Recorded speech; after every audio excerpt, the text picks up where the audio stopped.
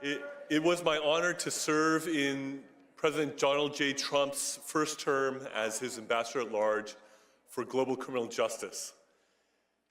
And I want to hearken back to a little bit of history here. In 1950, the Joseph Stalin installed government of North Korea invaded South Korea to seek to overrun it.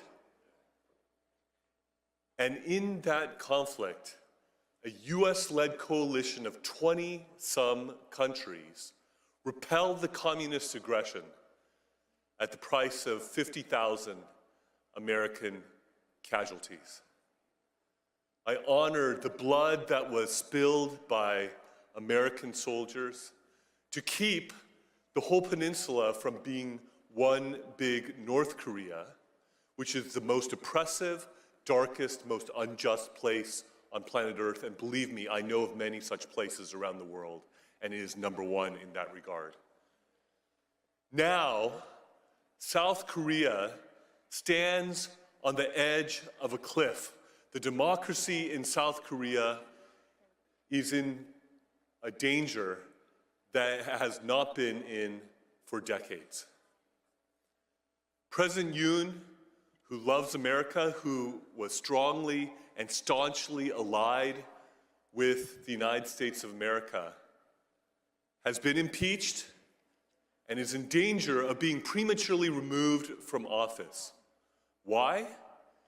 Because he had the courage to stick out his neck and say that there are things that are amiss in South Korea because there have been many indications of election fraud. We know something about that, I think, here in the United States. And there is a parallel situation going on.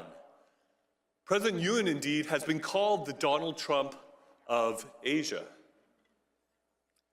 And he declared martial law in order to try to seize evidence in regards to the election cheating that he believes has run rampant and has given the Liberal Democratic Party in South Korea an overwhelming supermajority in South Korea that they have used in legislative tyranny to overrun the country, to give a haven to North Korean spies, to welcome the influence of the Chinese Communist Party.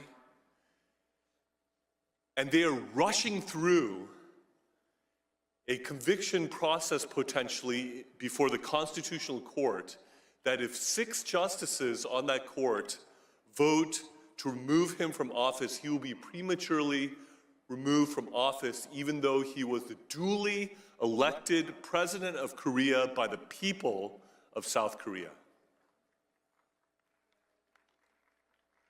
They are rushing this through because his chief political rival who wants to supplant him as president, Lee Jae-myung, who has allegedly sent millions of dollars over to North Korea against US sanctions and against the UN Security Council sanctions, who has aligned himself with North Korea and with the Chinese Communist Party, is himself accused of various crimes that if he is convicted, he would be disqualified from being a candidate for president of South Korea. So there is a legal and political race going on to try to convict and remove President Yoon before Lee Jae-myung is disqualified for running for president of Korea in the emergency election that will ensue if Yoon is removed. This is an issue for which freedom-loving, democracy-loving Americans should not be neutral. This is a situation where our government and our people should stand with our allies in South Korea and with President Yoon and stand up and be counted and let the world know that the robbing of democracy and the destruction of democracy that we spilled blood to the tune of 50,000 casualties in the Korean War will not be in vain,